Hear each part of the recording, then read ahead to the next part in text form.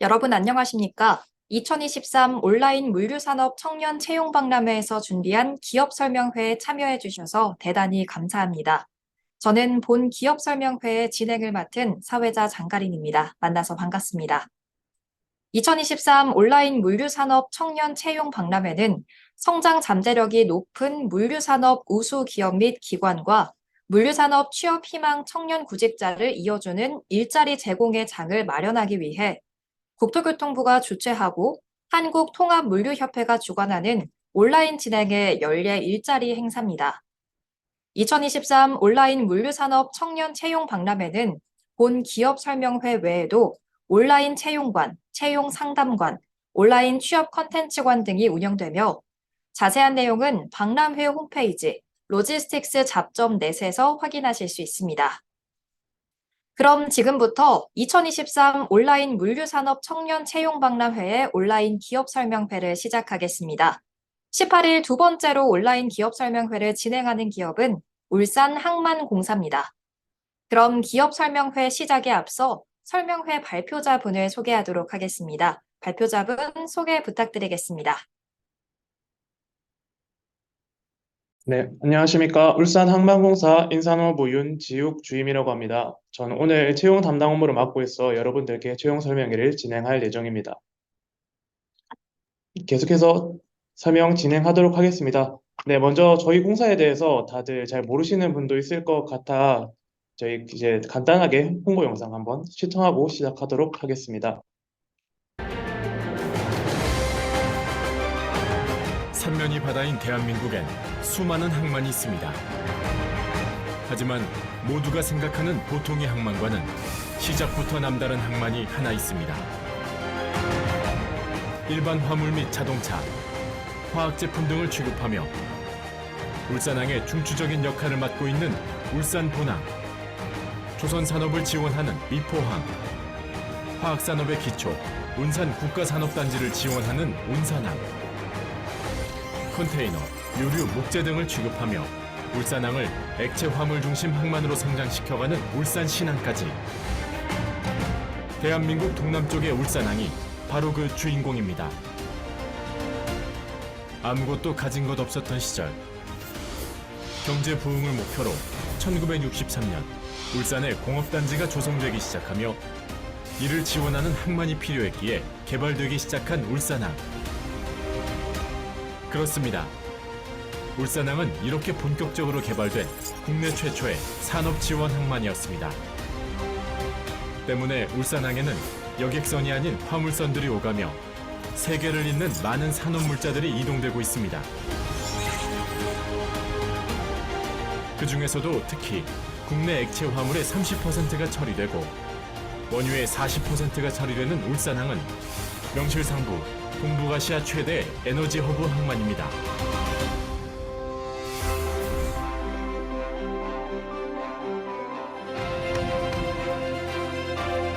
주요 항만 간의 치열한 경쟁 속에서도 대한민국의 울산항이 이처럼 흔들리지 않고 꾸준히 성장하며 우뚝 설 수 있었던 것은 바로 울산항의 새 역사를 써가는 울산항만공사가 있기 때문입니다. 울산항만공사는 울산항을 경쟁력 있는 해운 물류의 중심 기지로 육성하여 국민 경제 발전에 이바지하기 위해 2007년에 출범한 공공기관입니다. 전문성을 강화하여 항만의 경쟁력을 확보할 수 있도록 울산항의 관리와 운영, 조사와 연구, 건설 등 다방면에서 노력해온 울산항만공사. 확인하십시오. 2억 톤에 달하는 물동량. 단순한 물류 지원을 넘어 조립, 가공, 제조 등의 산업이 육성되는 배후단지 개발. 막대한 시너지 효과를 창출하는 동북아 오일 허브 사업.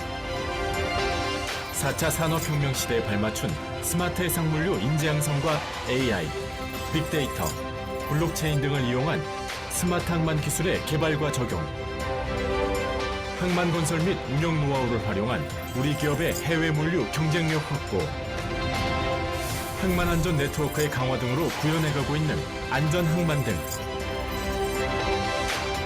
울산항만공사의 피땀 어린 시간들은 세계가 주목하는 오늘날의 울산항.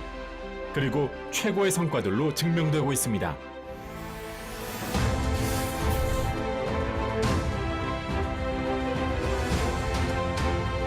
이제 울산항만공사는 친환경, 저탄소 에너지 시대를 맞이하여 또 한 번 도약하는 대한민국의 미래를 준비하고 있습니다. 미래 친환경 에너지인 LNG와 수소 에너지까지 취급할 수 있는 그린 수소 물류 허브 항만 인프라 개발로 울산항만공사가 그리는 울산항의 내일은 에너지 물류를 선도하는 에코스마트 항만입니다. 이에 울산항만공사는 미세먼지, 기후변화, 환경오염 등의 문제에 체계적으로 대응할 수 있는 시스템과 로드맵 구축으로 앞서 나아가며 에코스마트 항만으로 미래를 열어가고 있습니다. 지켜봐 주십시오. 항만의 미래를 이끌어갈 새로운 리더, 효율적 운영을 위한 전문 역량, 새로운 시각으로 변화를 창출하는 가치 혁신, 공익을 추구하는 사회적 책임, 이 핵심 가치를 바탕으로 만들어갈 에너지 물류를 선도하는 에코스마트 항만의 미래. 울산항만공사가 내일의 새로운 역사를 만들어가겠습니다.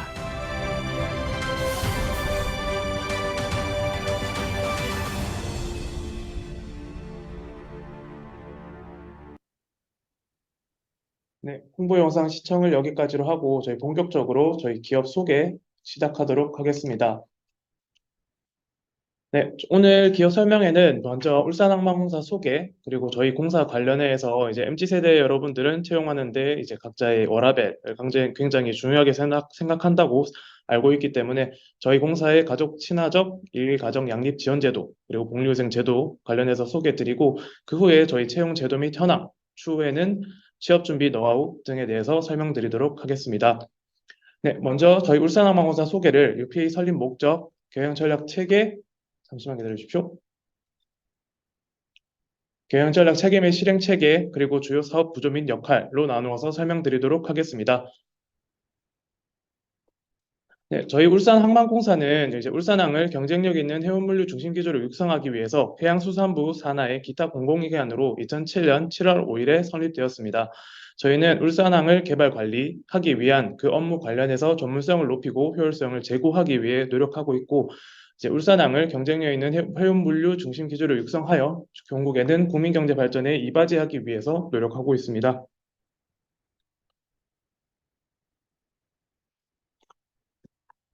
잠시만 기다려 주십시오. PPT 화면이 잘 안 보인다고 해가지고 저희 화면을 한번 따로 해보겠습니다.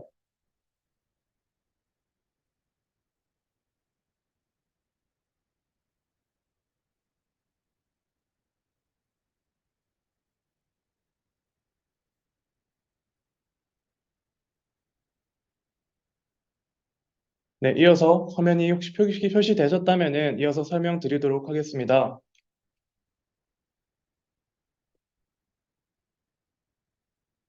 네, 아래는 저희 공사의 이제 비전 전략 체계도를 한번 가져와 봤는데요. 이제 모든 다른 공공기관에서도 이제 각자의 홈페이지에 위와 같은 이제 비전 체계도를 같이 이제 공시를 해놓고 있습니다.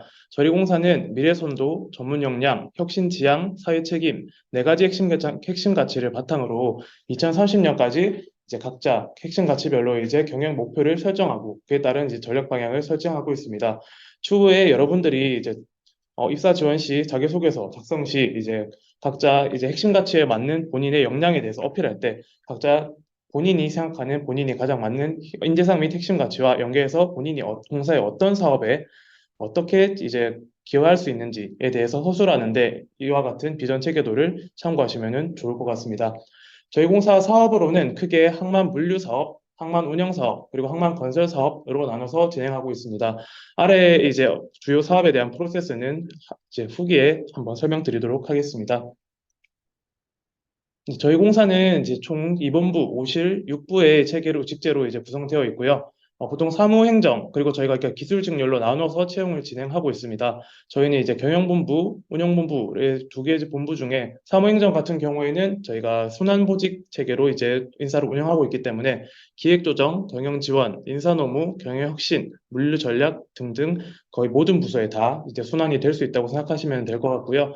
그 와중에 좀 기술 직렬 같은 경우, 토목, 전기, 정보기술 같은 경우에는 항만 건설실이라든지 아니면 디지털 전략부 등의 부서에 속하게 되며 이제 추후에는 순환의 특별한 경우에는 거의 좀 드물게 진행된다고 생각하시면 될 것 같습니다.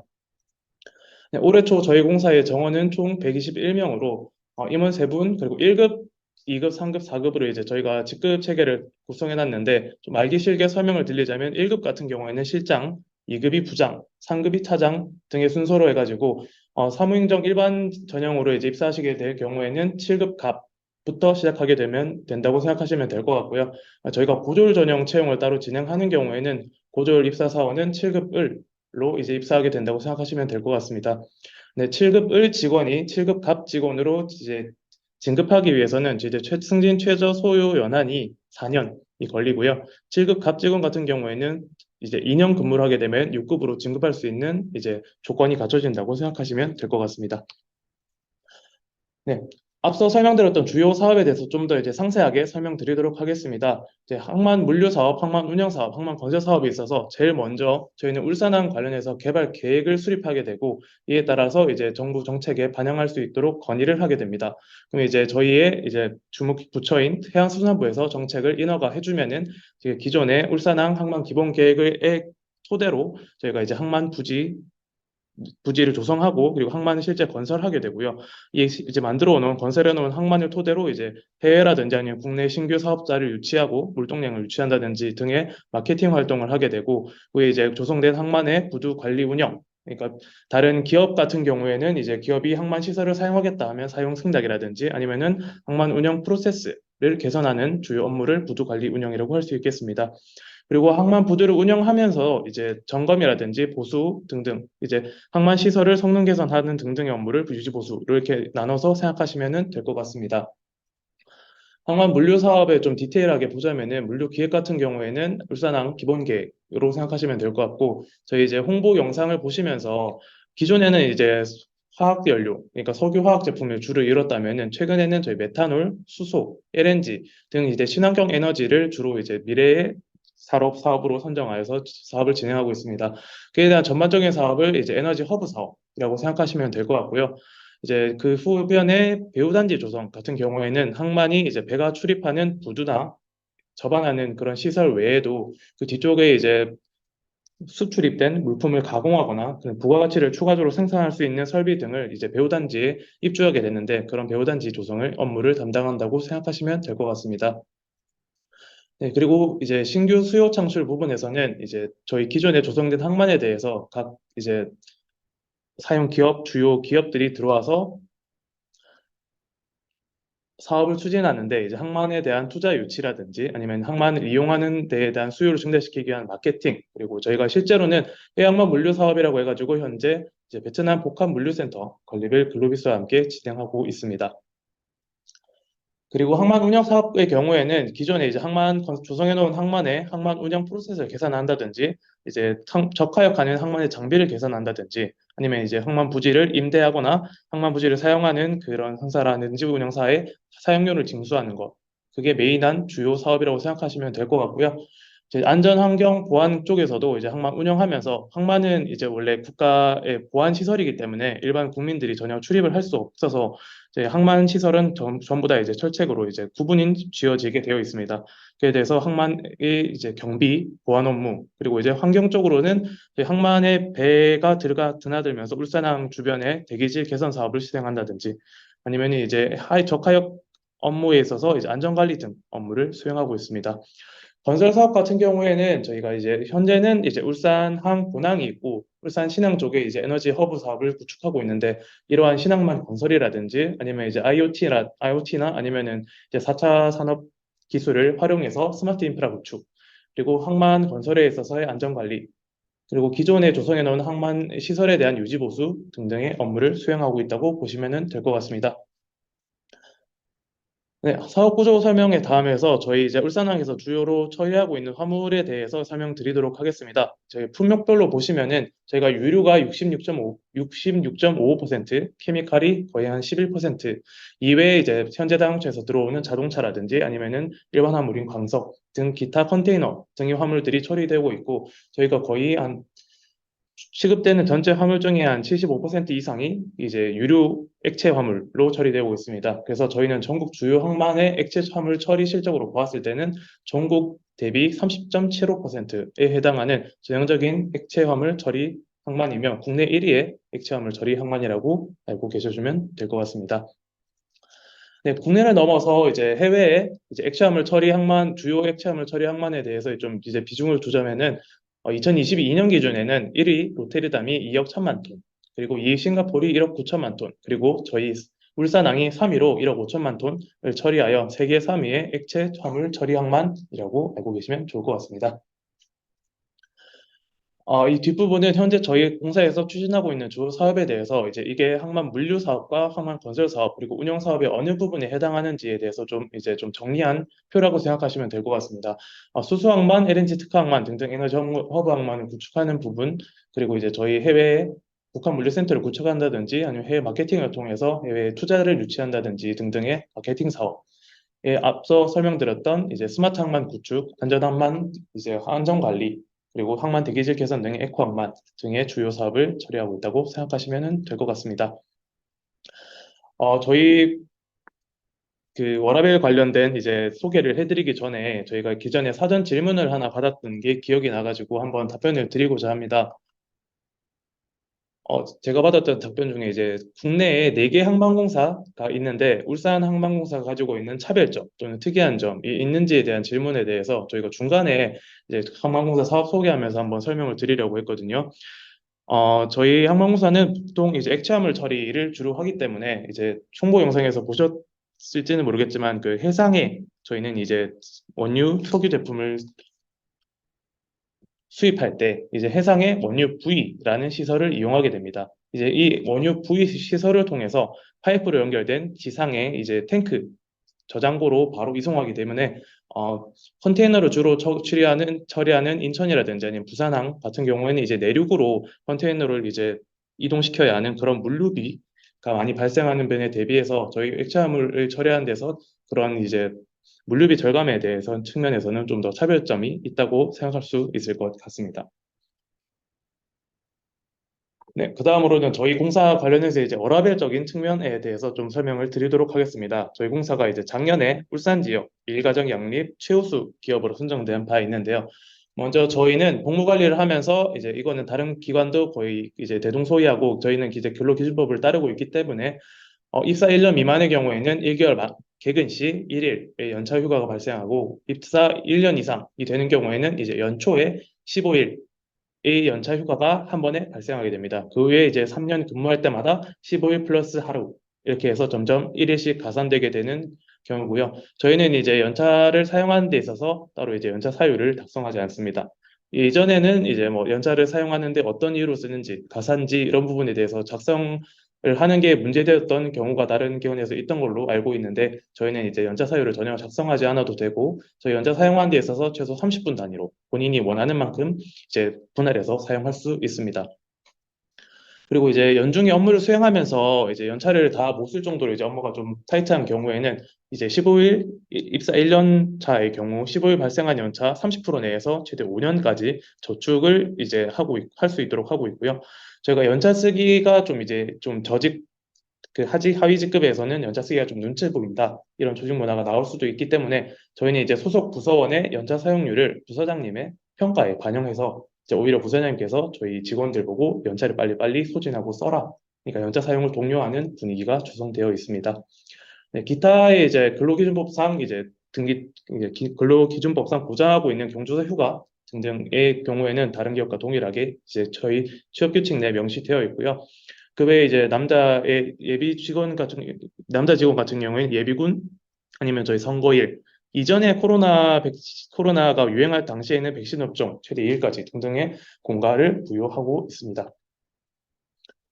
그리고 제일 먼저 워라밸에 가장 큰 도움이 되는 제도로서 저희는 이제 PC오프제를 도입해서 운영하고 있는데 저희가 보통 제 근무 시간이 이제 09시부터 18시, 9 to 6라면은 저희가 근로해야 되는 그 시간에만 PC를 사용할 수가 있고요. 저희가 18시가 넘어가게 되면은 근로 시간이 종료되면서 옆에 사진으로 들어온 것처럼 저희는 PC 종료를 알려드립니다. 그래서 PC가 자동으로 차단되게 되어 있습니다. 그래서 임성적으로 야근을 하려고 해도 저희는 이제 원칙적으로 그 연장 근로 자체가 일단 안 되기 때문에 이런 부분에 대해서는 굉장히 걱정할 필요가 없다고 생각하시면 될 것 같고요. 이에 따라서 이제 PC 사용 연장 근로를 해야 되는 경우에는 사전에 저희가 뭐 연장 근로 신청서 해가지고 임원의 결재가 필요하기 때문에 긴급한 사유가 아니라면은 이렇게 막 과도한 야근을 하지는 않습니다.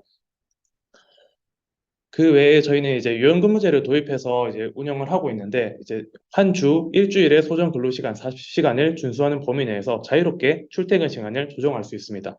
만약에 본인이 나는 이제 월요일부터 목요일까지 30분 더 일을 하고 금요일에는 이제 한 2시간 일찍 집에 가겠다 하면은 저희는 그 스케줄을 조정해가지고 이제 월요일 9시부터 6시 반까지 일을 하고 월요일 목요일까지는 그렇게 일을 하고 금요일에는 9시부터 16시에 집에 가는 이런 제도를 운영하고 있습니다. 실제로 저희 공사 직원의 한 90% 이상이 유연근무제를 사용하고 있다고 생각하시면 될 것 같습니다.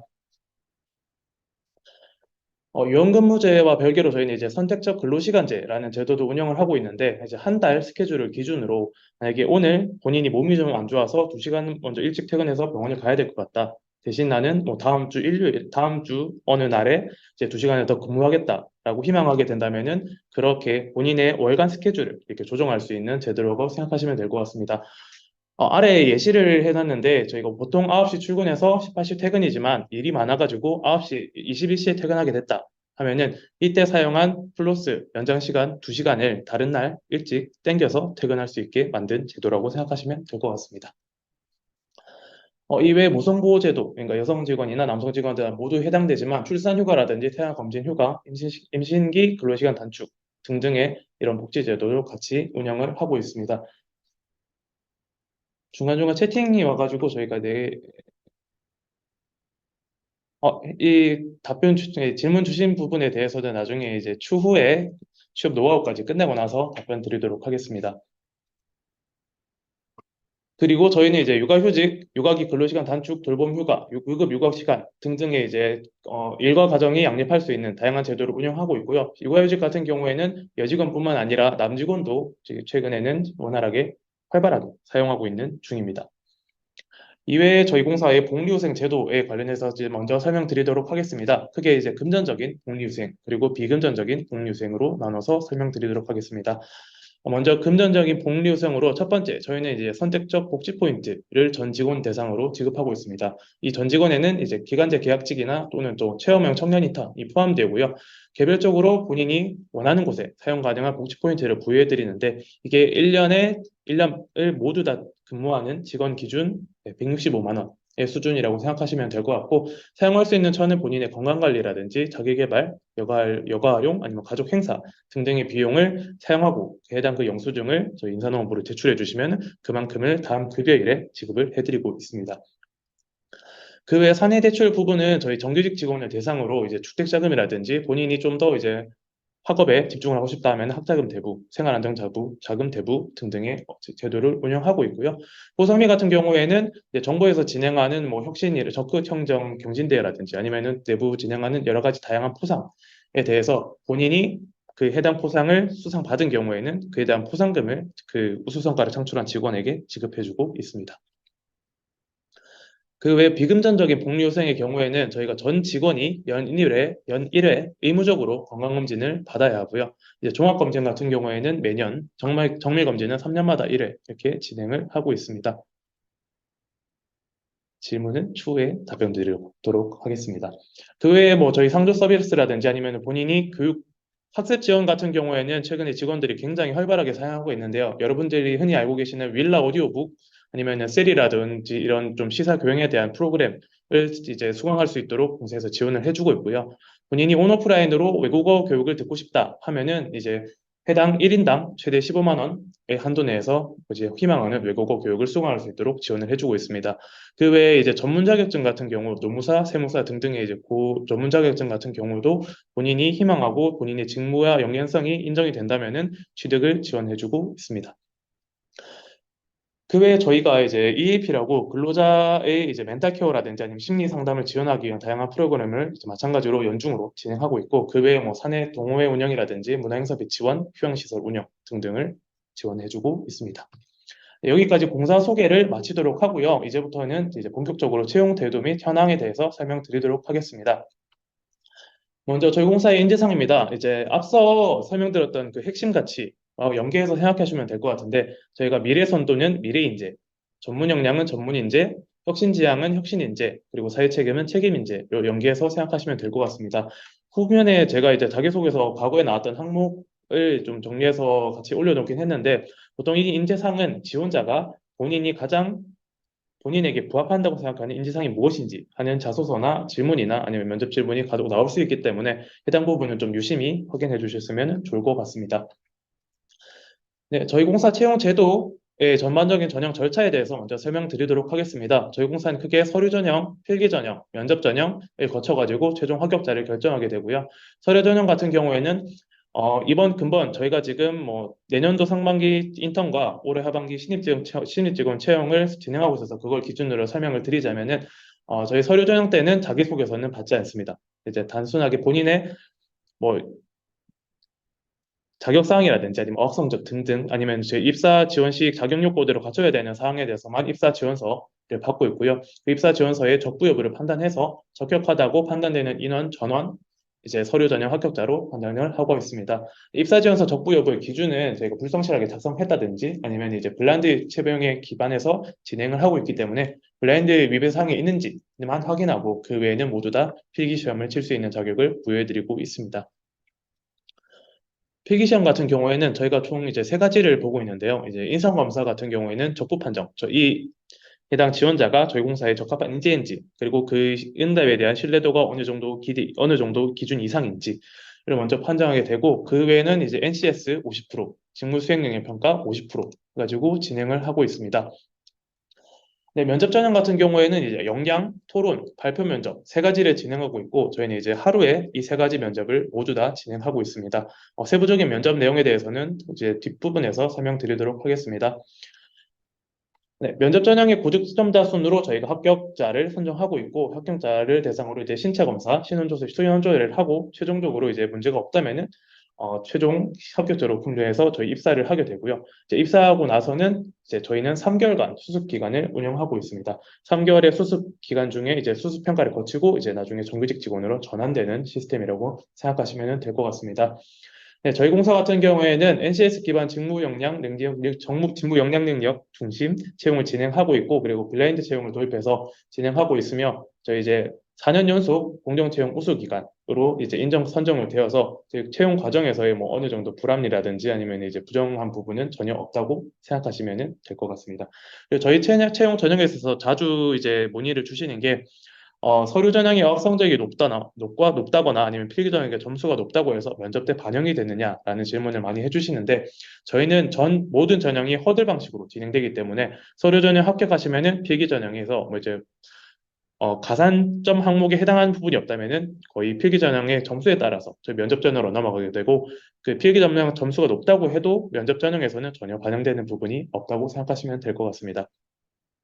그리고 블라인드 채용으로 진행되고 있기 때문에 추후에 여러분들이 면접을 보더라도 면접관 분들은 여러분들의 이름이 뭔지 이제 면접 당일 만나기 전까지는 성별조차 모르는 시스템으로 진행하고 있습니다. 네, 다음으로 저희 이제 입사 지원할 시에 이제 자격 요건에 대해서 설명드리도록 하겠습니다. 네, 일반직, 시급갑 직원 같은 경우에는 사무행정, 기술 모두 공통 자격 요건이 있는데, 이제 블라인드 채용으로 진행하기 때문에 응시 연령, 성별, 학력 등의 제한이 없고요. 저희는 이제 한국사 능력 검정 시험 3급 이상만 자격을 소지하시면은 웬만하면 공통 자격 요건은 충족된다고 보시면 될 것 같습니다. 네, 울산항공사 인사규정 제13조에 따른 결격 사유는 이제 알리오 홈페이지를 통해서 확인할 수 있는데, 보통은 이제 저희가 채용을 진행하면서 이런 경우가 발생했던 적은 거의 없었고요. 그리고 이제 채용 합격자 발표 후에 이제 저희가 수습 임용 예정일을 같이 이제 공고를 해드릴 건데, 그 기간에 즉시 근무 가능한 자여야 합니다. 그 외에 이제 사무행정 분야의 자격 요건으로는 저희가 공인 어학 성적 다음 이제 아래 표에 있는 성적 기준점의 이상이시라면은 저희가 모두 다 이제 적격하다고 서류 전형에서 적격하다고 이제 판정을 하고 있고요. 토익 같은 경우에는 대표적으로 700점 이상을만 성적을 갖고 계시면은 인정을 해드리고 있습니다. 그리고 추가적으로 이제 사이버 국가고시 센터에 이제 사전 등록해서 본인의 이제 토익 성적 유효 기간이 2년이 지났다 하더라도 여기에 사전 등록한 성적에 대해서는 저희가 최대 5년까지 유효 기간을 연장해서 인정해드리고 있습니다. 그 외 기술 직렬 같은 경우에는 저희가 이제 이전에 채용했던 분야별로 이제 어떤 자격증이 있는지를 좀 간략하게 적어놨는데 안전이라든지 정보기술, 토목, 건축, 전기, 환경 등의 직렬에 있어서 산업이사, 산업기사 이상의 자격증만 소지하고 있으시다면 저희 이제 분야별 자격 요건은 모두 다 충족이 된다고 보시면 될 것 같습니다. 그 외 저희 고졸 직원 채용, 7급 1 채용 같은 경우에는 공통 자격 요건은 동일하고요. 이제 분야별 자격 요건으로서 고졸은 이제 최종 학력이 고등학교 졸업 또는 졸업 예정자인 자, 뭐 검정고시 합격자라든지 이제 전문 대학 중퇴자 등등을 포함해서 이제 최종 학력이 고등학교 졸업에 준하는 사람의 경우에는 자격 요건을 이제 충족된다고 보시면 될 것 같습니다.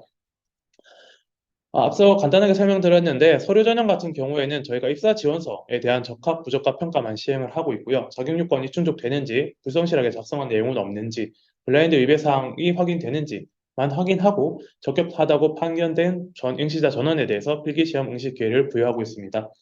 네, 필기 전형은 이제 NCS, 직무수행능력 평가 나눠서 진행하고 있는데 일반직 7급 같은 경우에는 MCS 50%, 직무수행능력 평가 50%로 진행되지만 고졸 전형 채용 같은 경우에는 이제 NCS 100%로 진행을 하고 있습니다.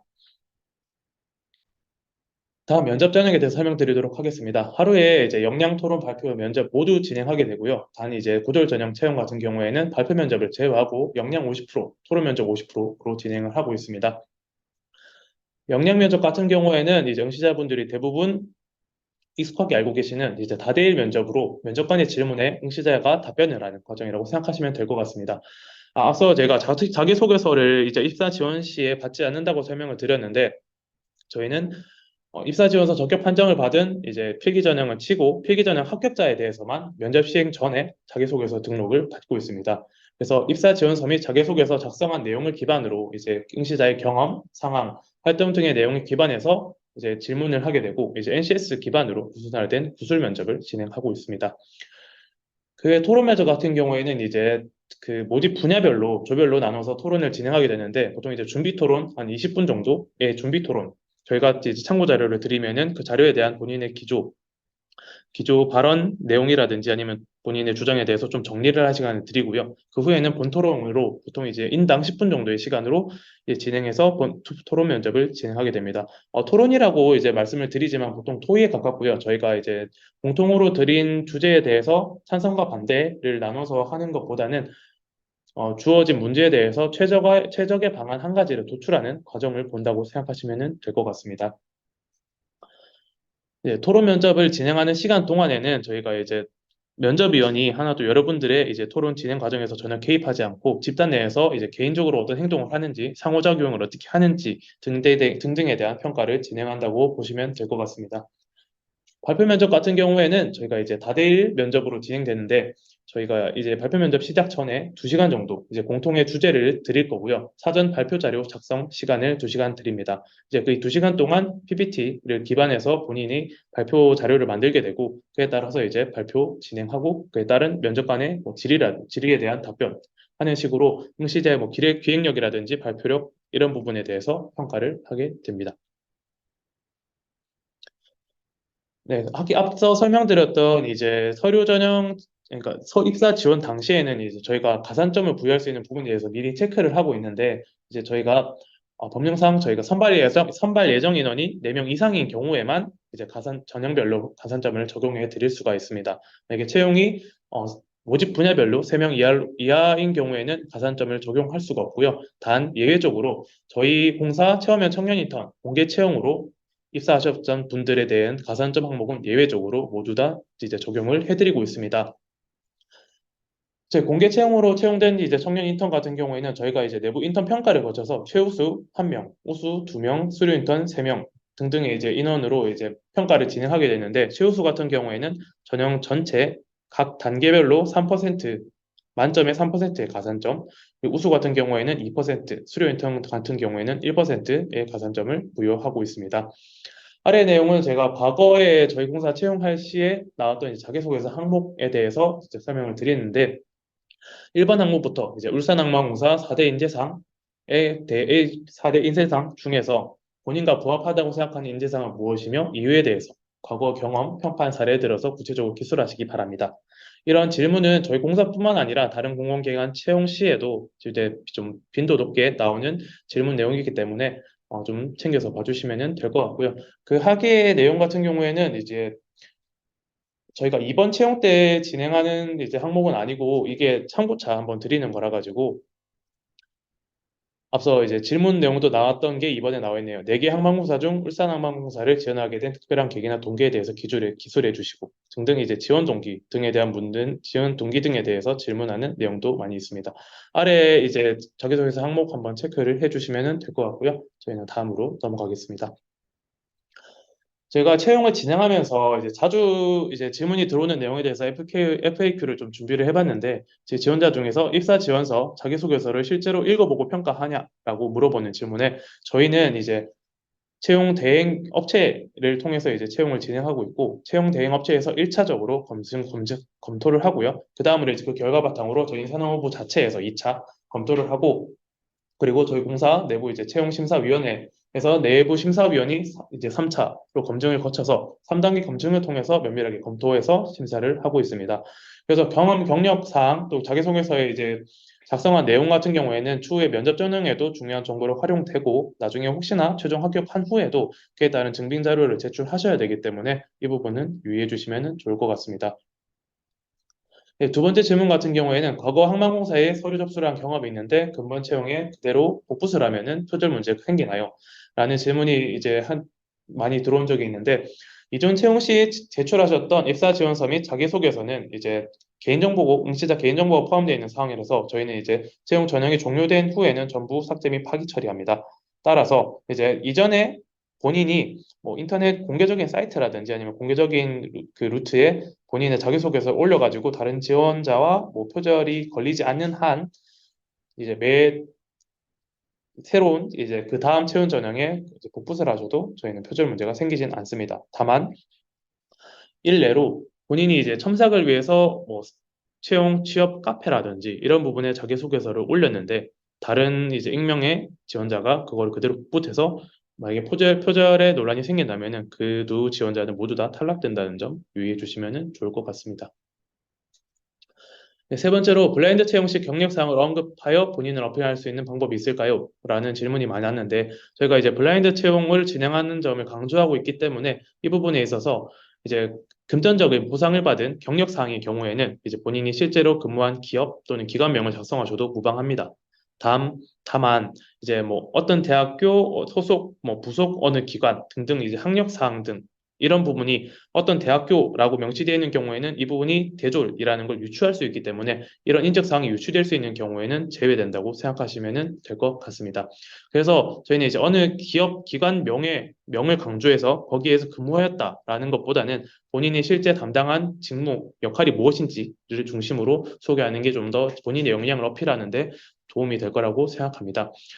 네, 그리고 저희 공사 홈페이지에 이제 채용 관련 홈페이지에 저희가 이제 블라인드 채용 정복하기 이제 게시물을 올려놨기 때문에 한번 확인해 보시고 추후에 한번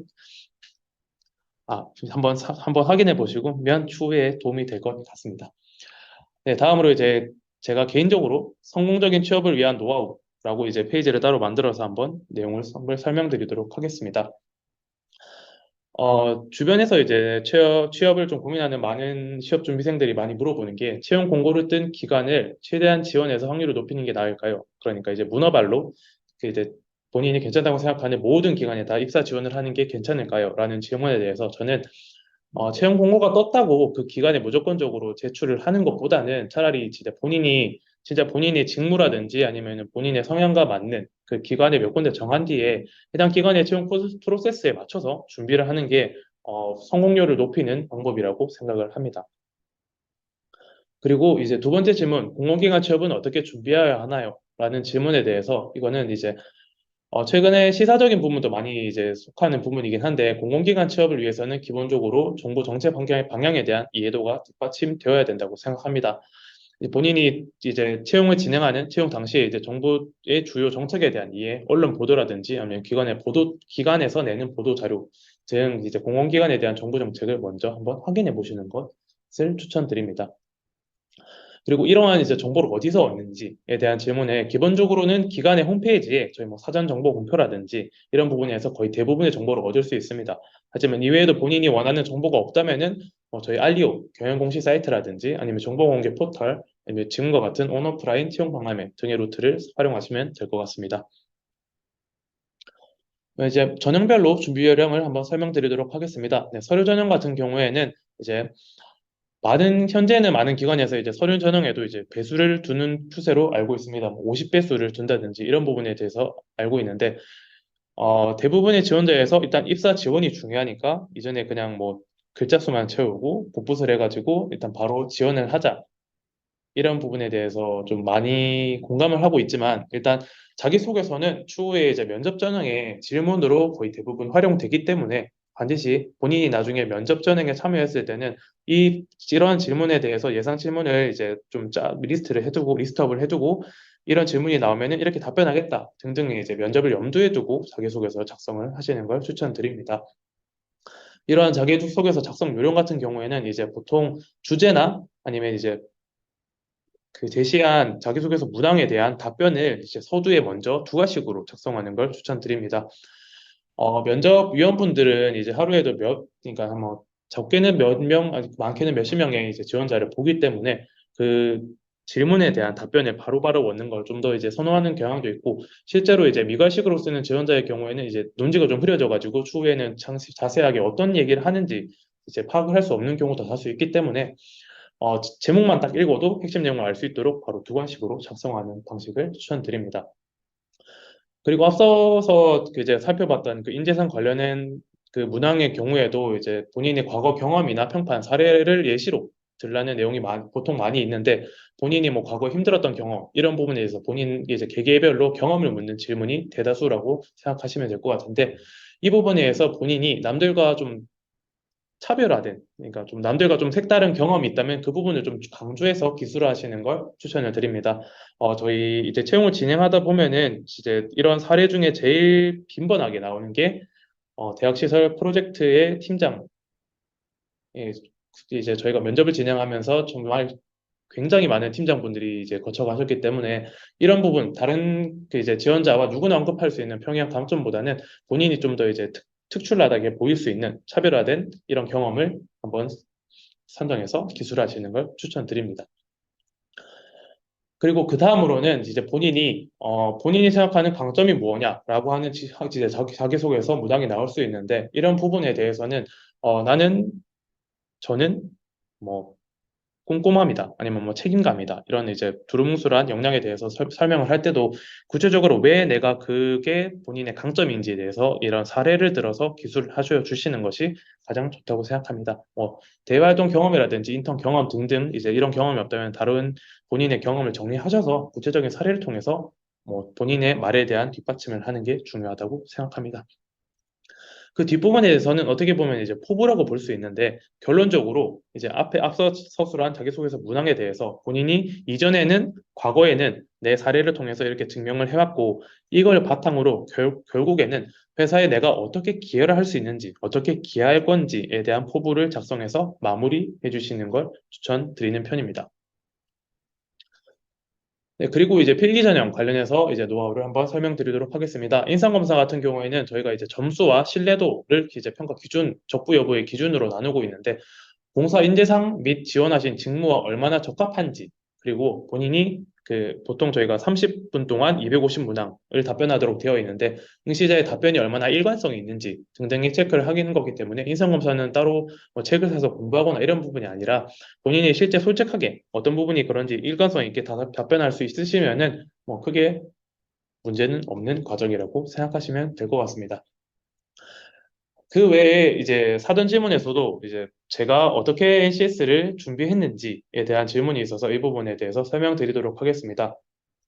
제가 생각하는 NCS를 공부하는 가장 좋은 방법은 우선 이제 NCS 유형별로 뭐 의사소통이라든지 수리, 자원관리, 문제 해결 등등에 대해서 이 유형별로 어떻게 문제가 나오는지 유형을 파악하고 난 다음에는 어, 반복 숙달이 가장 이제 중요하다고 생각을 합니다. 보통 이제 시중에 출판된 이제 NCS 기본서들이 많이 있을 겁니다. 기본서를 풀면서 영역별로 개념이 어떤 건지, 이 문제 유형은 어떤지를 파악하고 그 이후에는 저희 뭐 다 다양한 출판사에서 기업별로 뭐 봉투 모의고사 이런 이제 시험지를 문제지를 많이 판매하고 있기 때문에 봉투 모의고사 같은 경우에도 뭐 한 3에서 5회분은 뭐 10,000원대로 이렇게 좀 상대적으로 좀 저렴하게 판매하고 있는 걸로 알고 있는데 최대한 많은 문제를 풀어보면서 유형별로 어떻게 내가 이 문제 풀이 시간을 단축시킬 수 있는지 본인만의 노하우를 쌓는 것이 가장 중요하다고 생각합니다. NCS 문제는 결국 이제 시간 싸움인데 이제 문제가 어려워서 전혀 못 푼다기보다는 주어진 시간 안에 못 풀기 때문에 성적이 안 나오는 경우가 굉장히 많기 때문에 어, 문제를 풀면서도 이 문제를 보고 이 문제가 바로바로 답이 나오겠다. 아니면 이 문제는 좀 더 이제 풀이 시간이 필요할 것 같다. 등등 이제 빠르게 구분해서 연습하는 과정이 필요하다고 생각합니다. 한번 쭉 문제를 둘러보시고 바로바로 안 풀리는 문제는 과감하게 넘기시고 이제 한번 한 바퀴를 다 도셨으면은 두 번째째 이제 좀 복잡한 계산 문제를 풀어가는 이런 방식으로 진행하는 걸 추천드립니다. 면접 같은 경우에는 이제 앞서서 이제 입사 지원 기간을 선정하는 거에 대해서 본인이 이제 입사를 희망하는 기간을 선정했으면은 그 기간에 대해서 수시로 이제 어떤 이슈가 있는지, 어떤 부분에 대해서 이렇게 어떤 기관에 어떤 주요한 사업 부분이 있는지를 이제 다양한 경로를 통해서 정보를 습득해서 나중에 면접 때 어필한다면은 이 사람이 지원 동기도 확실하게 뒷받침을 할 수 있고 진짜 우리 공사에 취업하고 싶어서 준비를 했구나. 라는 입장을 어필할 수 있기 때문에 이 부분이 좀 중요하다고 생각하고요. 그리고 이제 면접관이 질문하는 내용에 대해서 좀 이제 답변하기 어렵거나 좀 당황하다 보면은 다른 대답을 하는 경우가 있는데 이제 동문서답 하는 것보다는 질문의 내용을 바로 파악해서 뭐 이제 다시 묻지 않고 이제 면접관이 원하는 말을 바로 제공할 수 있는 부분이 가장 중요하다고 생각합니다. 그리고 토론 면접 같은 경우에는 이제 타 면접자가 답변하는 내용 이런 부분에 대해서도 본인이 경청하고 그 부분을 좀 더 이제 본인 것과 이제 융합해서 좀 더 좋은 안을 낼 수도 있는 거기 때문에 이제 다른 면접자의 답변 내용도 경청하고 정리하는 습관을 들이시는 것도 중요하다고 생각합니다.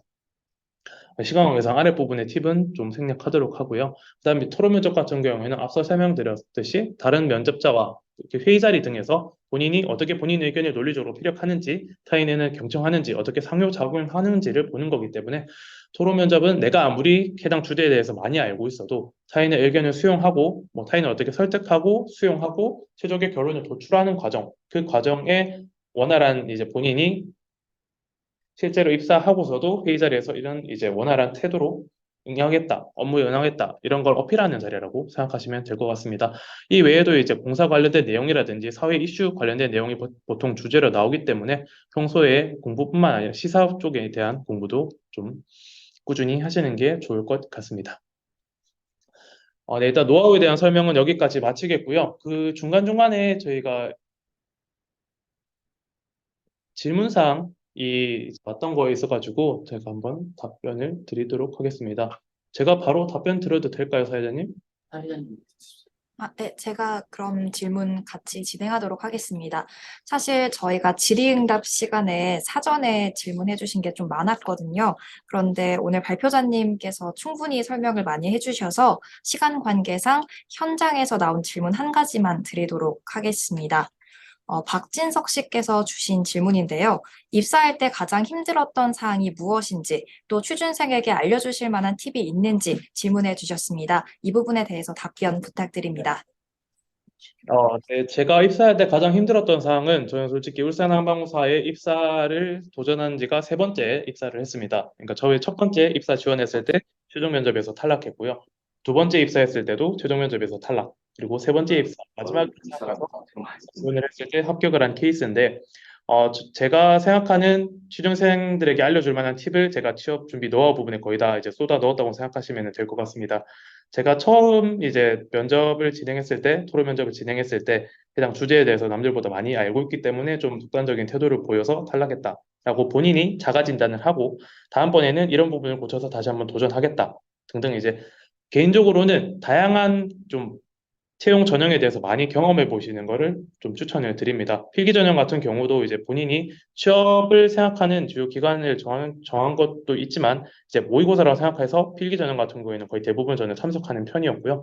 면접 같은 경우에도 다른 곳에서 면접 본 것을 기반으로 이제 실제로 내가 원하는 기업에 대해서 면접을 볼 때는 좀 더 이제 개선해서 좀 더 제가 부족한 부분을 좀 보완해서 이제 지역 전형에 응시했던 것 같습니다. 네, 솔직하고 세세한 답변 정말 감사드립니다. 이상으로 기업 설명회 그리고 질의응답 시간 마치도록 하겠는데요. 많은 분들께서 질문해 주셨지만 시간 관계상 다 소개해드리지 못한 점은 양해 부탁드립니다. 그럼 마지막으로 발표자분의 인사 듣도록 하겠습니다. 간단히 마무리 인사 부탁드립니다. 네. 긴 시간 동안 이제 원활하지 않는 이제 중간중간에 많이 버벅이 되기도 했는데 긴 시간 동안 집중해서 들어주셔서 감사하고요. 저희 항만공사 채용은 이제 진행될 때마다 공고 올라가기 때문에 많은 관심 부탁드립니다.